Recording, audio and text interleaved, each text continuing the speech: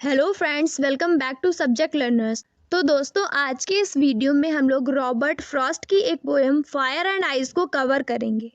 Detail में cover करेंगे, line by line explanation के साथ।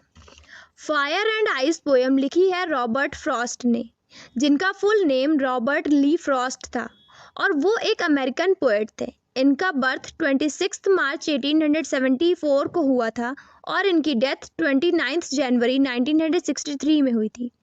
इस पोएम में फ्रॉस्ट इस दुनिया की एंडिंग के बारे में डिस्कस करते हैं कि कैसे ये दुनिया खत्म होगी। तो ये दुनिया या तो फायर से एंड होगी, यानी कोई वोल्केनिक इरप्शन हो जाएगा, या सन अर्थ से बहुत ज़्यादा पास आ जाएगा, बहुत ज़्यादा हीट करेगा और इसी वजह से दुनिया खत्म हो जाएगी। मतलब बहुत ज़्यादा एक्सेस हीट की वजह से दुनिया खत्म हो जाएगी। और या तो आइस से, यानी पूरे अर्थ पे आइस एज आ जाएगी, सब फ्रीज हो जाएगा, इस वजह से भी वर्ल्ड एंड हो सकता है। लेकिन यहाँ पे पोएट ने लिटरल मीनिंग्स के साथ साथ फायर और आइस दोनों के सिंबॉलिक मीनिंग्स को भी बताया है, जिसमें फायर का डीप मीनिंग है डिज़ायर, किसी चीज़ की चाहत, किसी चीज़ के लिए इच्छा रखना, और आइस का डीप मीनिंग है हेट्रेड, नफरत। तो या तो ये दुनिया फायर यानी डिज़ायर की वजह से ख़त्म होगी, या तो ये दुनिया आइस यानी हेट्रेड, नफरत की वजह से ख़त्म होगी। ये पोएम फर्स्ट टाइम 1920 में हार्पर्स मैगजीन में पब्लिश हुई थी और बाद में 1923 में फ्रॉस्ट की बुक न्यू हैम्पशायर में पब्लिश हुई। फ्रॉस्ट को न्यू हैम्पशायर के लिए पुलिट्जर प्राइज़ भी मिला था। ये चीज़ आप लोग ध्यान रख सकते हैं और अपने आंसर्स में मेंशन कर सकते हैं। अब चलिए डिस्कस करते हैं पोएम को line by line. Some say the world will end in fire.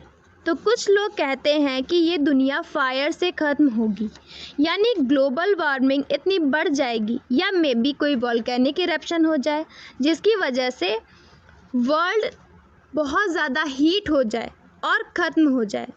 सम से इन आइस। तो वहीं कुछ लोग कहते हैं कि ये दुनिया आइस की वजह से ख़त्म होगी, यानी क्लाइमेट इतना ज़्यादा चेंज हो जाएगा कि टेम्परेचर बहुत ही ज़्यादा डिक्रीज़ हो जाए और माइनस में चला जाए, तो सब कुछ फ्रीज़ हो जाएगा।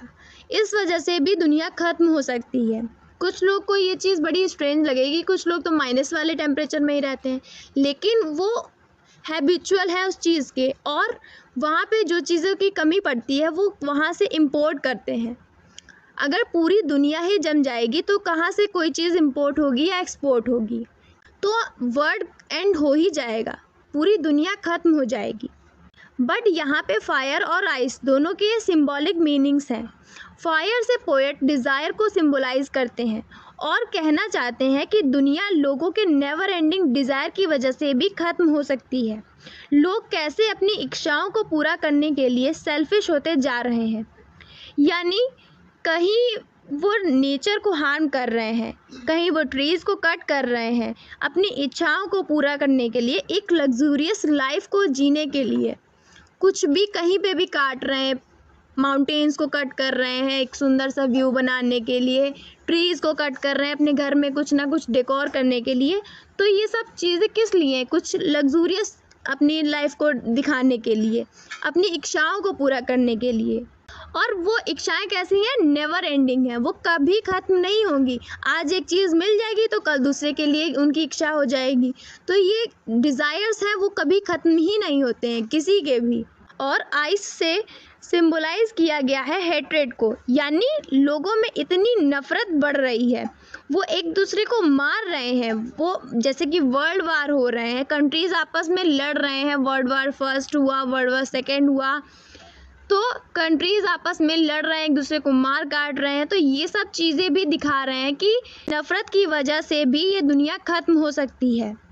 From what I have tested of desire. लेकिन मैंने खुद जो एक्सपीरियंस किया है अपनी लाइफ में कि लोगों के डिज़ायर इतने ज़्यादा बढ़ गए हैं और बढ़ते ही जा रहे हैं। लोग सिर्फ अपने ही बारे में सोच रहे हैं, दूसरों की फीलिंग्स और इमोशंस को हर्ट करने में उन्हें कोई भी प्रॉब्लम नहीं पड़ती या फिर कोई भी फ़र्क नहीं पड़ता।